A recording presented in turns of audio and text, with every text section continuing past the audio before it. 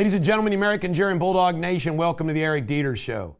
There is a new ICE report that over 662,000 non-citizens with criminal histories are on the non-detained docket.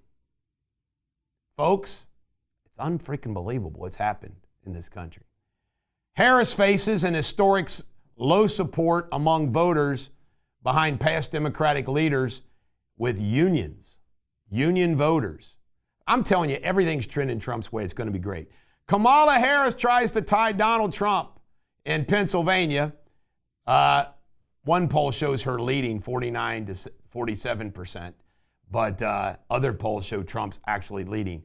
Jimmy Carter became the first president to turn 100 years old today. Congratulations, Jimmy Carter. He turned 100 on October 1st.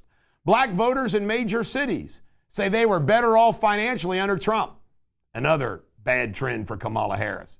And Trump expands his lead over Harris in Georgia. That's always also a good sign. Netanyahu vows that Iran will pay for the nearly 200 missiles that they sent at Israel. I'm telling you, folks, this is scary stuff. We have 40,000 soldiers over there. Sailors. Minnesota Governor Tim Walz and Senator J.D. Vance, this is the big news, went at it last night. You know, the CBS News folks had the same ABC questions covering the same topics, but J.D. Vance kicked ass with facts and style. And we had two big snafus from Tim Walz. He said he was friends with school shooters, and he said sometimes I'm a knucklehead when he had to admit that he wasn't in Timeinian Square like he claimed he was.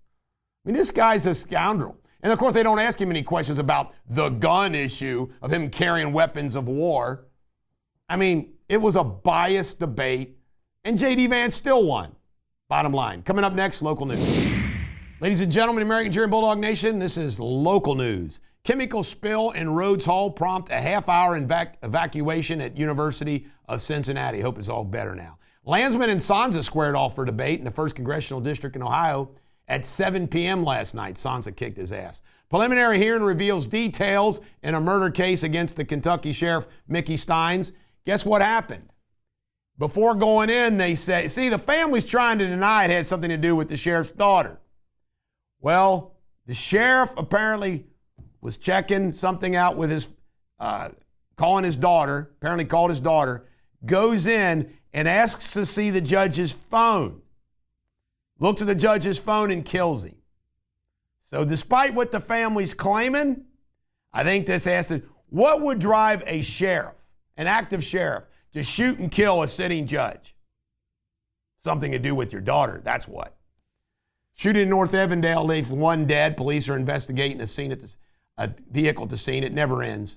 And Kenneth Cartwright, pictured here, 18, was arrested for threatening Talawanda High School in a Snapchat. Coming up next, World News with Jamie Spindley. Hello again. Today's latest world headlines.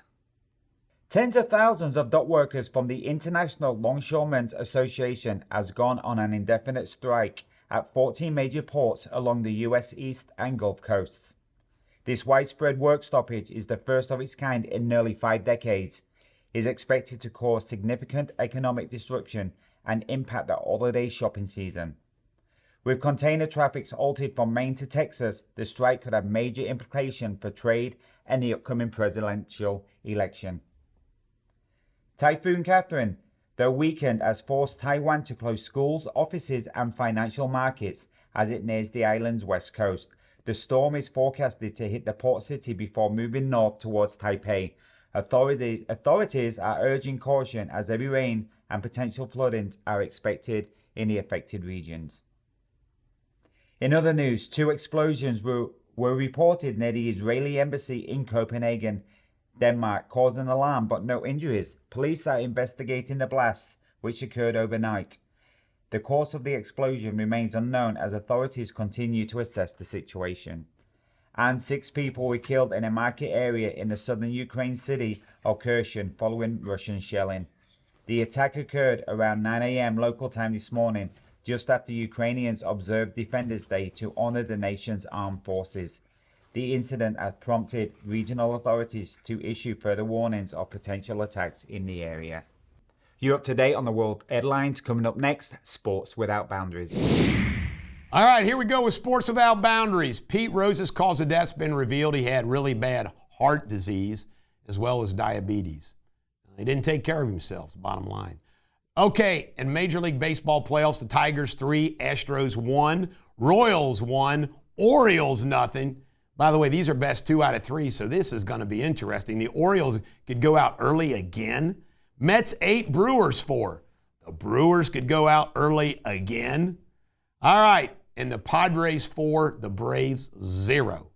This is the Bulldog. Every dog has their day. Coming up next, pop culture. All right, we got a couple things in pop culture today. American picker star Frank Fritz dies only 60 years old. And this is the big news. Over 120 accusers have alleged sexual assault against Sean Diddy Combs, and the lawyers, includes minors. The lawyer is claiming names are going to be named, and he says it will be shocking. You know, Sister Phillip, my history teacher at Thomas More College, once told us, never go somewhere that you would not want to be found dead. Good advice. Would you want to be found dead at a Diddy freak-off? No. This is going to be awesome to hear all these names. This is the Bulldog. Every dog has their day. Have a great day.